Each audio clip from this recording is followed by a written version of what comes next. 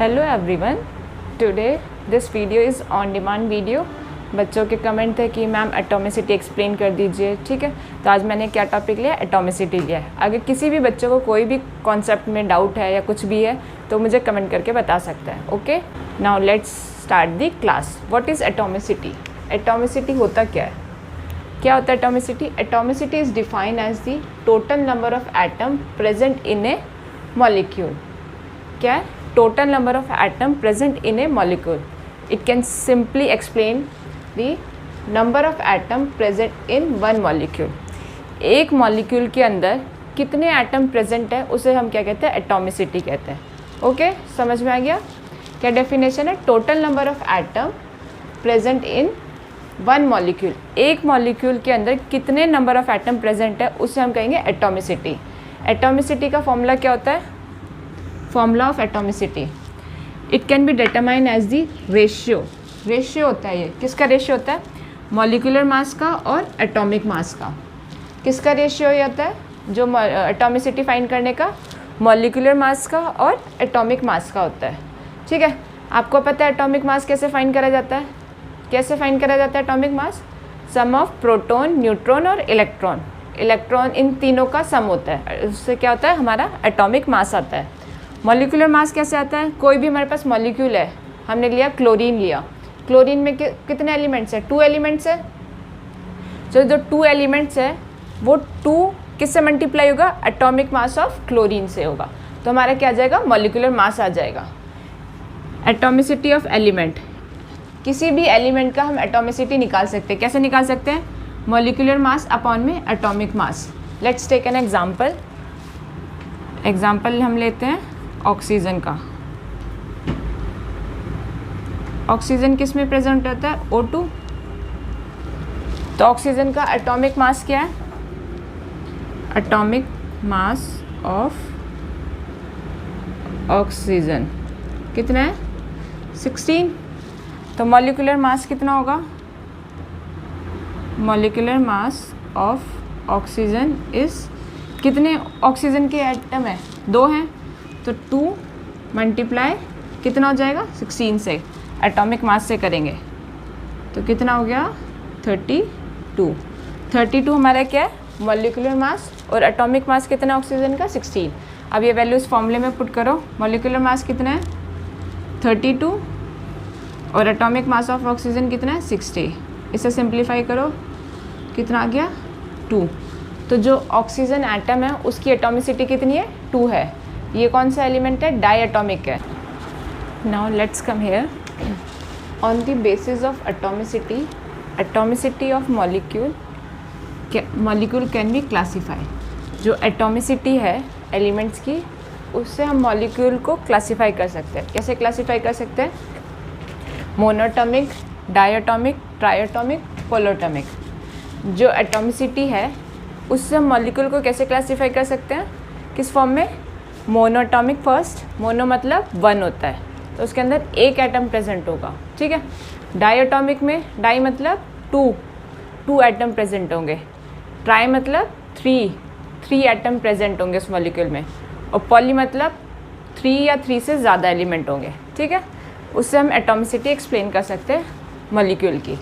ठीक, हमने देखा था, एग्जांपल लिया था हमने ऑक्सीजन का। तो ऑक्सीजन में कितनी आई थी एटॉमिसिटी? 2 आई थी। तो वो कौन सा मॉलिक्यूल है?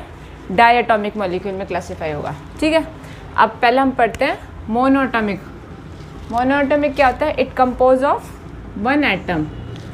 उस मॉलिक्यूल के अंदर ओनली एक ही एटम होगा, एक से ज़्यादा एटम नहीं होंगे। ठीक है, वो कौन से होते हैं? नोबल गैस वाले।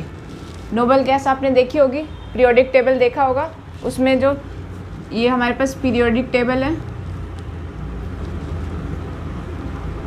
ये जो लास्ट वाला ग्रुप होता है इसमें क्या होता है? नोबल गैसेस होते हैं। ठीक है, जिसका ऑक्टेट पूरा होता है।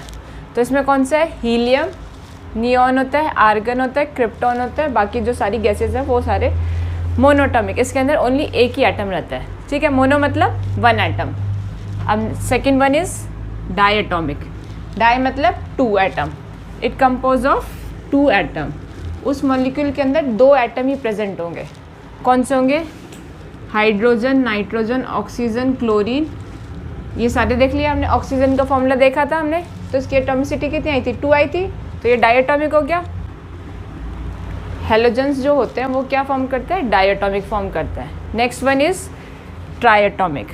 Try means it compose of 3 atom. कितने एटम से बना होता है, 3 एटम से। ट्राई मतलब 3 एटम। एक मॉलिक्यूल के अंदर कितने एटम होंगे, 3। इसका एग्जांपल क्या है, O3। ठीक है। Next is polyatomic. पॉलीएटॉमिक क्या होता है, 3 और 3 से ज़्यादा एटम उसके अंदर प्रेजेंट होंगे एक मॉलिक्यूल के अंदर। इट कंपोज ऑफ 3 और मोर एटम। 3 होंगे या 3 से ज़्यादा जो भी एटम प्रेजेंट होंगे एक मॉलिक्यूल के अंदर, उसे क्या कहेंगे, पॉलीएटॉमिक। एग्जाम्पल क्या है, P4 जो फॉस्फोरस है वो किस में होता है, P4 में एग्जिट करता है, और सल्फर कितना बनाता है, S8 में। तो ये क्या है, पॉलीएटॉमिक। बाकी जो भी एलिमेंट्स होते हैं जिसके एलोट्रॉप्स होते हैं वो अलग अलग फॉर्म में होते हैं, जैसे कार्बन के होते हैं, क्लोरीन के होते हैं, फॉस्फोरस के होते हैं, सल्फर के होते हैं। तो इनके जो एलोट्रॉप्स होते हैं उनकी एटॉमिसिटी भी अलग अलग होगी। जनरली जो मेटल्स होते हैं वो हमारे क्या बनाते हैं, मोनोएटॉमिक। जो नॉन मेटल होते हैं वो हम बनाते हैं डायटोमिक या पॉली एटॉमिक। ठीक है। Now let's come here. The number of atom constituting a molecule is known as it atomicity. ठीक है। एक मॉलिक्यूल के अंदर कितने एटम हैं उसको क्या कहते हैं, उसकी एटॉमिसिटी फाइंड करी जाती है। First 10 element of periodic table, उसकी एटॉमिसिटी कैसे फाइंड करी जाती है। ठीक है। First element is hydrogen. Hydrogen किस फॉर्म में होता है, H2 में, तो उसकी एटॉमिसिटी कितनी होगी, 2। हमें फॉर्मूला पता है, मॉलिक्यूलर मास अपॉन में एटॉमिक मास होता है, तो आप उसमें उसकी वैल्यू पुट करोगे तो उसकी एटॉमिसिटी कितनी आएगी, 2 आएगी। Second is helium. Atomic number is 2, इसकी एटॉमिसिटी कितनी है, 1 है। हीलियम किस में प्रेजेंट होता है, हमने कहा है जो नोबल गैस होता है वो किस में, मोनोटॉमिक फॉर्म में होती है, तो ये क्या है, monoatomic. Third is lithium. Atomic number is 3, इसकी एटॉमिसिटी कितनी है, 1, मोनोटॉमिक है ये भी। Fourth is beryllium. बेरिलियम का एटॉमिक नंबर कितना है, 4, इसकी एटॉमिसिटी कितनी है, मोनोटॉमिक है क्योंकि 1 इसकी एटॉमिसिटी है। Fifth is boron. Atomic number is 5 और atomicity is 1, same. Next is carbon. Atomic number is 6 और इसकी एटॉमिसिटी कितनी है, 1, सेम, मोनोटॉमिक है ये भी। Next is nitrogen. नाइट्रोजन किस फॉर्म में है, N2 में। कहा था कि जो हेलोजन गैसेस होते हैं वो किस में होते हैं, डायटोमिक में। ठीक है। तो इसका एटॉमिक नंबर कितना है, 7 और इसकी एटॉमिसिटी कितनी है, 2। ये कितना है, डायटोमिक है। Next one is oxygen. Oxygen किस में होता है, हमने कैलकुलेट करा था एग्जाम्पल, तो इसकी एटॉमिसिटी कितनी है, 2 है। Same as fluorine. फ्लोरीन किस में है, F2, इसका एटॉमिक मास कितना है, 9 और एटॉमिसिटी कितनी है, 2। Last one is neon. Neon कितना है, 10। किस फॉर्म में होता है, हमने कहा था हेलोजन होता है वो क्या होता है, मोनोटॉमिक होते हैं, तो इसकी एटॉमिसिटी कितनी है, 1। ठीक है। क्लियर हो गया सबको।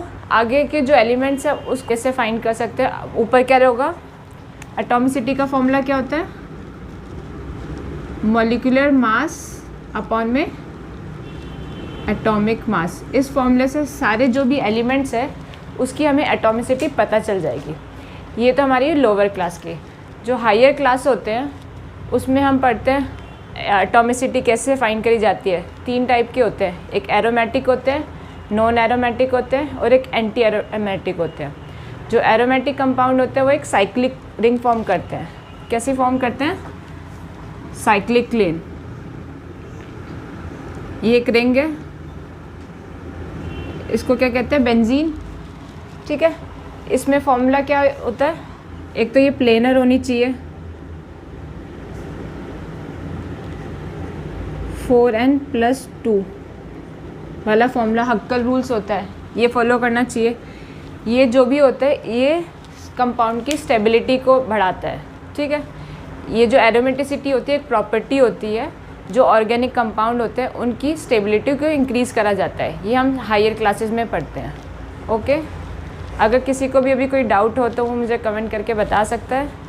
नेक्स्ट टॉपिक हम अगली क्लास में जितना हमने अभी तक डिस्कस करा है वो हमारे लोअर क्लास में है। हायर क्लास में आपको पता है कि केमिस्ट्री 3 पार्ट्स में डिवाइड होती है। First is organic, second one is inorganic, third one is physical.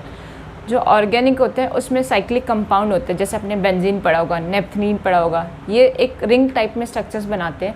तो इसमें जो स्ट्रक्चर्स होते हैं इसकी स्टेबिलिटी को बताता है कि कैसे पता चलेगा। एरोमेटिसिटी एक प्रॉपर्टी होती है जिससे हमें पता चलेगा कंपाउंड की स्टेबिलिटी का। ठीक है, जो मॉलिक्यूल्स होते हैं वो 3 पार्ट्स में डिवाइड होते हैं। First is aromatic, second is anti aromatic, third one is non aromatic. ठीक है, जो एरोमेटिक कंपाउंड होते हैं वो स्टेबल होते हैं, नॉन एरोमेटिक स्टेबल नहीं होते, और जो मॉलिक्यूल होते हैं वो टीम टाइप के होते हैं। ठीक है, first is aromatic, second is anti aromatic, third is non aromatic. इन जो एरोमेटिक नॉन एरोमेटिक इनकी स्टेबिलिटी बताता है, वो किससे पता चलता है? एरोमेटिसिटी से पता चलता है। जो एरोमेटिक कंपाउंड होते हैं वो एक साइक्लिक रिंग बनाते हैं। आपको बेंजीन रिंग पता होगा, ऐसे बनती है बेंजीन रिंग।